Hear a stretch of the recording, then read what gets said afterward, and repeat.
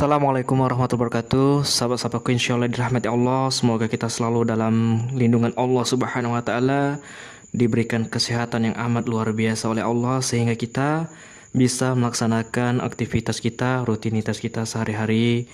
Juga salawat serta salam tetap tercurahkan pada baginda Rasulullah SAW. Semoga kita selalu istiqomah dalam menjalankan sunnah-sunnah yang diajarkan oleh baginda Rasulullah. Sahabatku, berbicara mengenai iman, kadangkala iman kita itu naik turun. Kadang kita semangat dalam beribadah, kadangkala kita juga lemah, iman kita tidak bersemangat, tidak bergairah. Kadang untuk sholat saja terasa berat sekali kaki ini untuk melangkah, terasa berat sekali badan ini untuk melaksanakan sholat.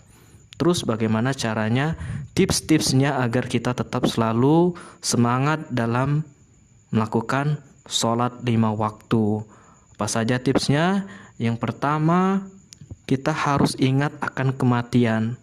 Karena ketika kita ingat kematian, mungkin itulah akan memacu kita agar kita tetap semangat dalam beribadah.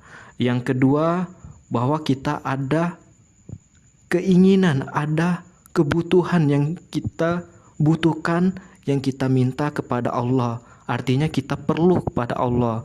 Jadi posisikanlah Allah itu tempat yang paling penting, tempat kita meminta, tempat kita butuh. Karena kemana lagi kita meminta kecuali kepada Allah. Sama halnya seperti orang tua, ketika kita butuh uang, pasti kita akan meminta kepada orang tua. Demikian pula sholat, jika kita punya hajat, pasti kita akan meminta kepada Allah. Terus yang ketiga, ingatlah bahwa umur kita ini bukanlah untuk hura-hura, tapi untuk beribadah.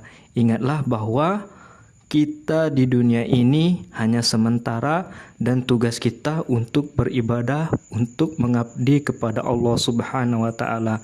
Mungkin itu saja, semoga bermanfaat. Barakallahu fikum. Assalamualaikum warahmatullahi wabarakatuh.